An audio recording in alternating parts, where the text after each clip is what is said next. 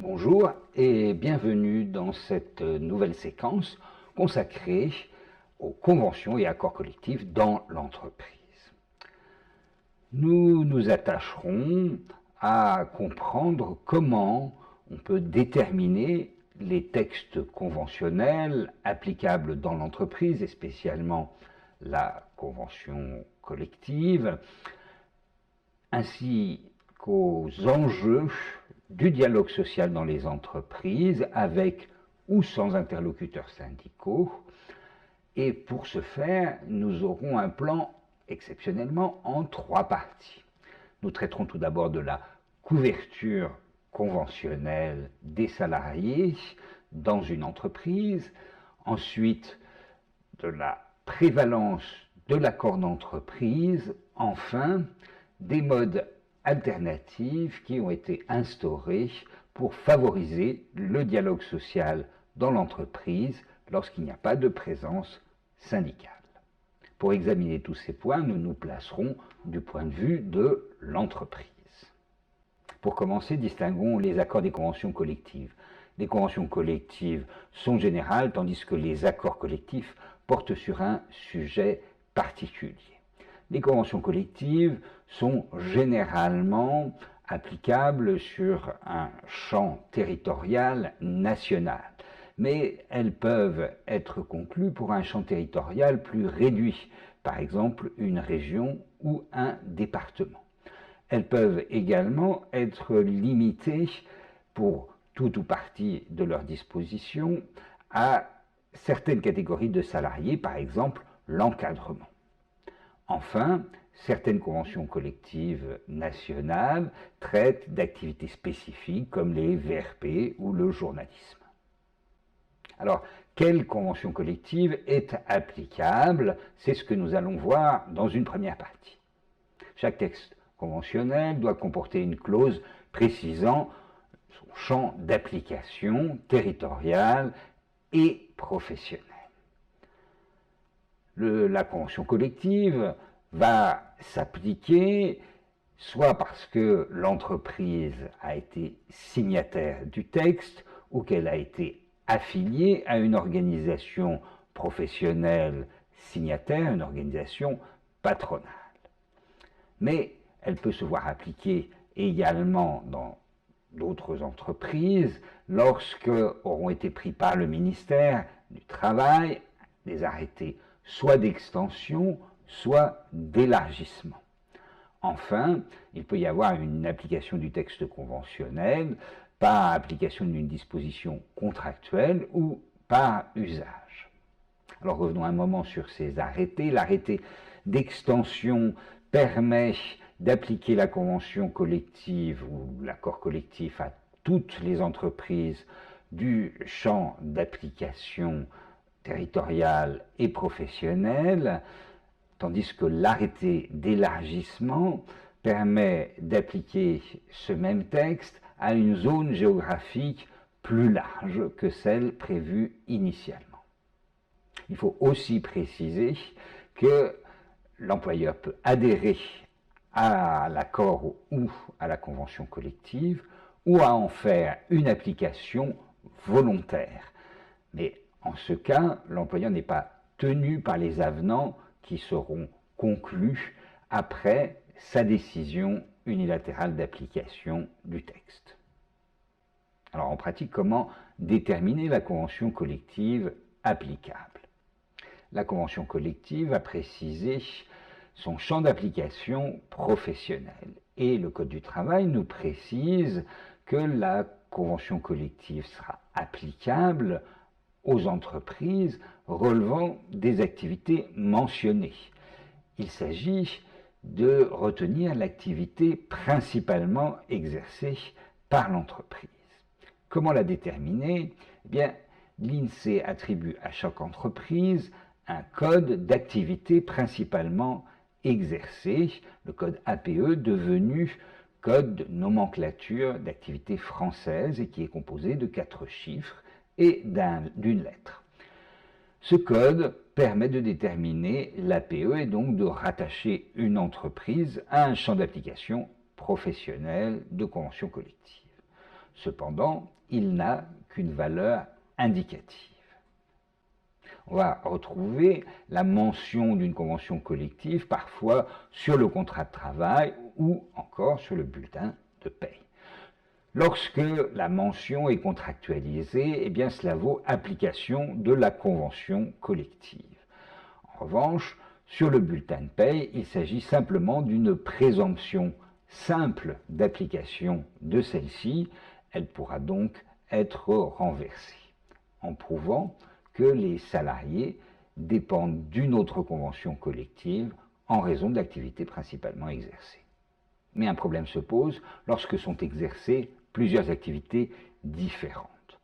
Il faut tout d'abord regarder dans les différentes conventions collectives susceptibles de s'appliquer quelles sont les conditions de rattachement, de regarder également si dans celles-ci, et sous réserve de réciprocité, il y aurait des clauses d'option. La jurisprudence a dégagé un certain nombre de règles permettant de trancher ce problème. Dans l'industrie, il est proposé de faire référence aux effectifs de chaque activité. C'est l'activité qui aura le plus de salariés qui sera retenue. Dans d'autres domaines, on peut tenir compte d'autres critères comme le chiffre d'affaires de chaque activité, mais ça ne peut pas être le seul critère pris en compte. Lorsque les activités sont à la fois industrielles et commerciales, le critère des effectifs sera retenu si le chiffre d'affaires de l'activité industrielle est égal ou supérieur au quart du chiffre d'affaires total. Enfin, et par exception, il est possible d'appliquer une convention collective spécifique lorsqu'il y a une activité nettement différenciée dans un centre d'activité autonome. C'est ce que nous apprend la jurisprudence. Il peut y avoir des problèmes de concours de textes. Par exemple, lorsqu'il y aura deux textes conventionnels applicables, mais de niveaux géographiques différents. Par exemple, une convention collective locale et une convention collective nationale. Il peut y avoir également un problème de concours de texte lorsque l'employeur aura fait une application volontaire d'une convention collective ou invoqué un usage, pris un engagement unilatéral ou conclu une disposition contractuelle sur l'application de ce texte, alors qu'un autre texte conventionnel est normalement applicable. Alors que dit la jurisprudence? Eh bien, que l'on ne peut pas cumuler les avantages qui ont le même objet ou la même cause, et que l'on retiendra donc les dispositions les plus favorables à l'ensemble des salariés, sachant que cette appréciation devra être menée globalement en distinguant avantage par avantage. Lorsqu'il y a une application volontaire d'un autre texte, cela peut être un peu délicat car il faut combiner les dispositions les plus favorables des deux textes pour ce qui concerne en tout cas les relations individuelles.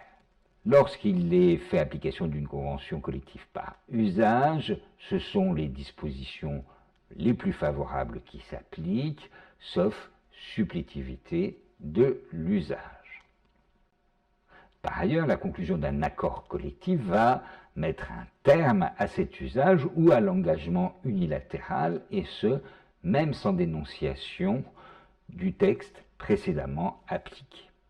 Enfin, lorsqu'il y a une clause contractuelle définissant une convention collective, celle-ci s'impose aux parties. Voyons maintenant l'intérêt de conclure un accord d'entreprise en ce qu'il peut prévaloir sur des règles conventionnelles de niveau supérieur ou sur la loi. On parle souvent d'accord d'entreprise, mais le terme général est celui de convention d'entreprise et il recouvre à la fois les accords d'entreprise, ceux d'établissement et les accords de groupe.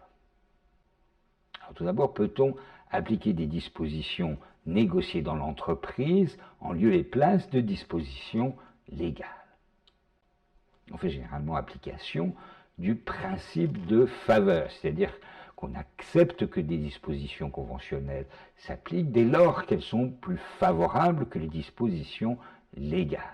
Cependant, ce principe s'efface dans deux circonstances. D'une part, lorsque la loi a autorisé une dérogation par voie conventionnelle.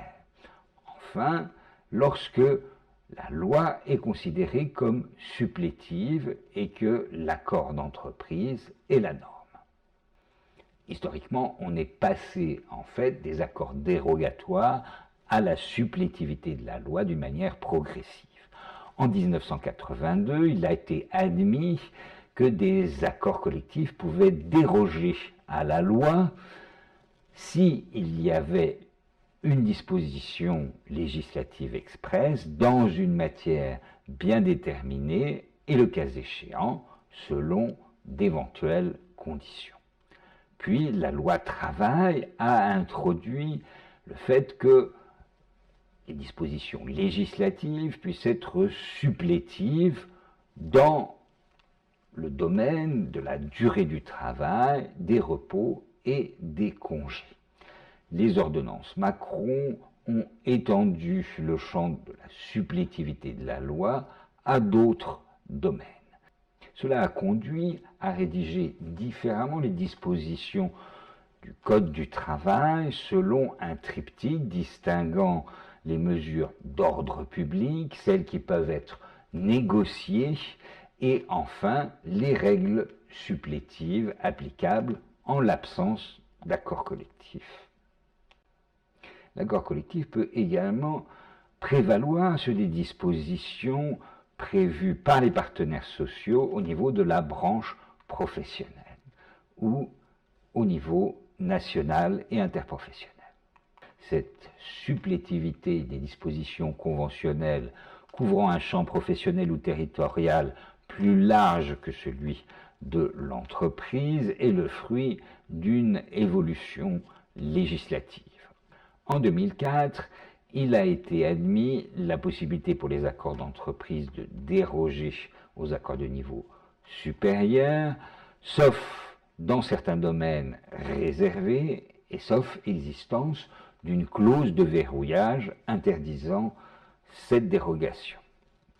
En 2008, la primauté de l'accord d'entreprise sur l'accord de branche a été instaurée dans l'aménagement du temps de travail pour différentes mesures comme le compte épargne-temps, le contingent d'heures supplémentaires ou les conventions de forfait. Mais c'est véritablement en 2017 que s'est opéré le renversement. Avec les ordonnances Macron, l'accord d'entreprise prévaut d'une manière générale, sauf dans 13 domaines sanctuarisés, et à l'exception également de 4 autres domaines où les partenaires sociaux peuvent, dans la branche professionnelle, instaurer une clause de verrouillage. On aura donc 3 blocs. Le premier concerne les domaines qui sont réservés à la branche professionnelle. Le second, ceux qui sont réservés par clause de verrouillage, donc sur décision des partenaires sociaux de la branche, à cette même branche professionnelle. Pour tous les autres domaines, ce sera la primauté de l'accord d'entreprise. Mais il faut préciser que pour les premiers et seconds blocs, l'accord d'entreprise peut également prévaloir s'il offre des garanties au moins équivalentes aux dispositions conclues au niveau de la branche professionnelle.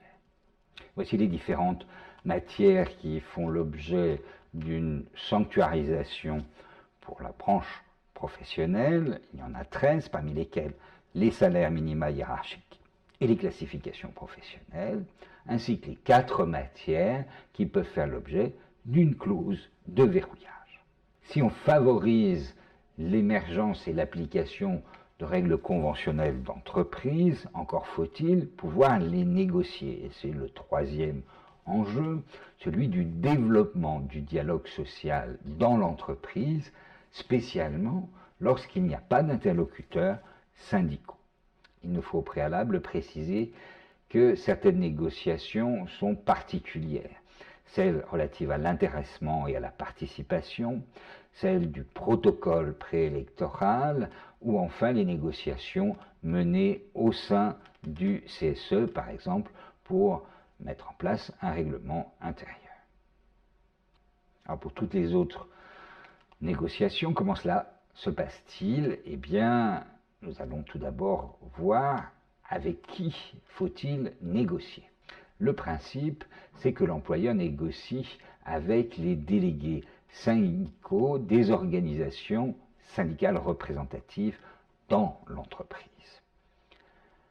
Il y a néanmoins une exception, c'est lorsque dans l'entreprise a été instauré non un CSE, mais un conseil d'entreprise. En ce cas, il lui est dévolu la mission de négocier les accords collectifs, en lieu et place des délégués syndicaux. Alors que faire quand il n'y a pas de délégués syndicaux? Eh bien, le Conseil constitutionnel, en 1996, a admis qu'une négociation puisse être menée avec d'autres acteurs alternatifs. Il s'agit effectivement de pouvoir négocier avec des salariés désignés par la voie de l'élection ou titulaires d'un mandat assurant leur représentativité, dès lors que leur intervention n'a ni pour objet ni pour effet de faire obstacle à celle des organisations syndicales représentatives. Alors quels sont ces négociateurs alternatifs dans les entreprises de 11 salariés et plus et en l'absence de délégués syndicaux? Eh bien, il s'agit tout d'abord des élus du CSE qui acceptent de négocier, qu'ils aient été ou non mandatés. Ensuite, il y aura également des salariés qui pourront être directement mandatés, toujours par une organisation syndicale représentative de branche, ou à défaut par une organisation syndicale représentative sur le plan national et interprofessionnel.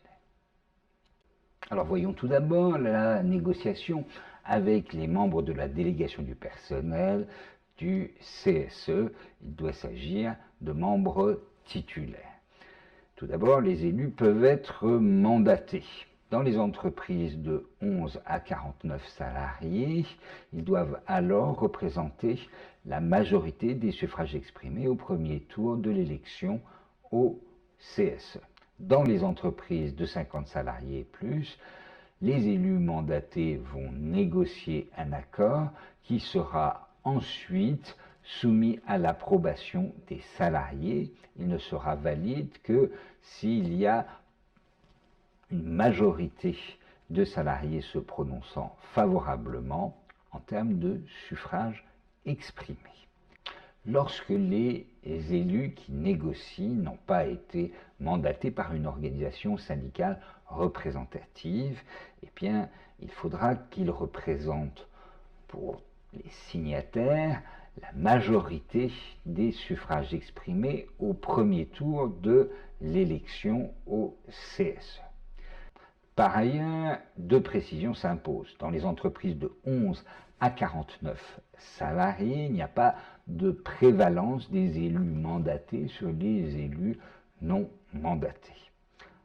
Enfin, dans les entreprises de 50 salariés et plus, le recours aux élus non mandatés est limité à un champ de négociation particulier.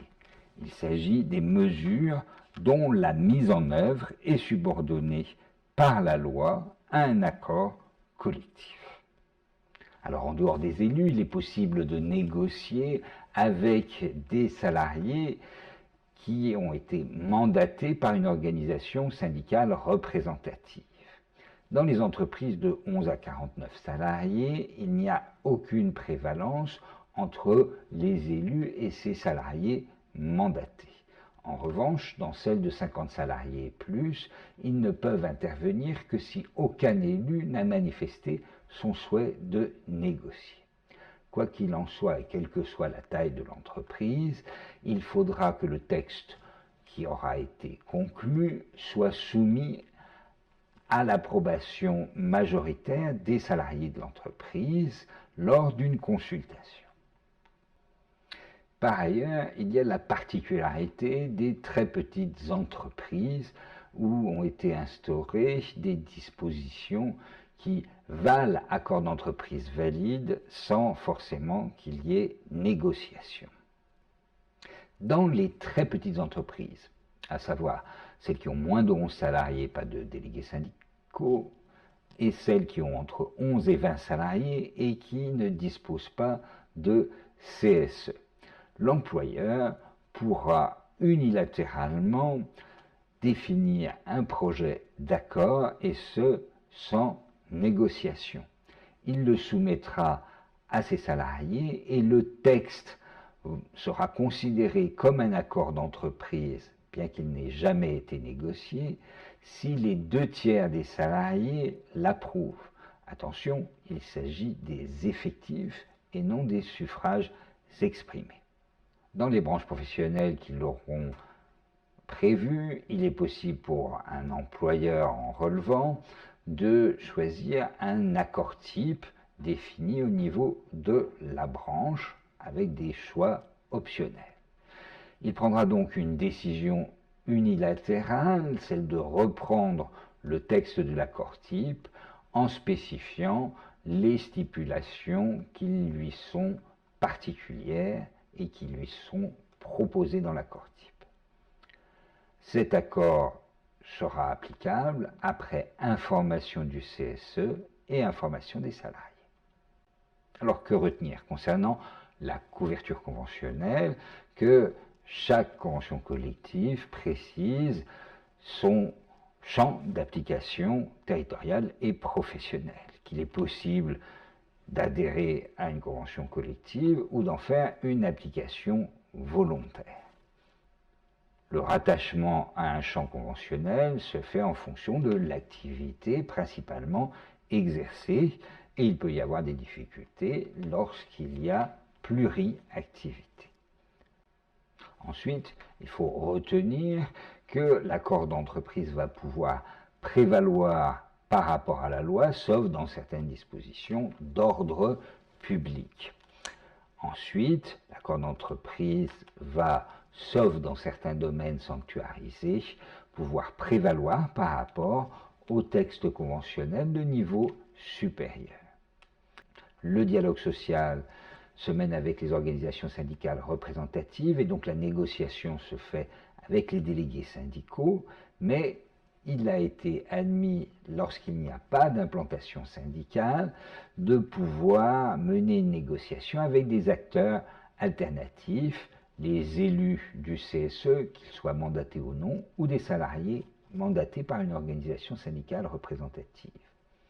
Enfin, dans les très petites entreprises, il est possible de soumettre à l'approbation des salariés un projet d'accord non négocié ou de retenir un accord type défini au niveau de la branche. Merci pour votre attention.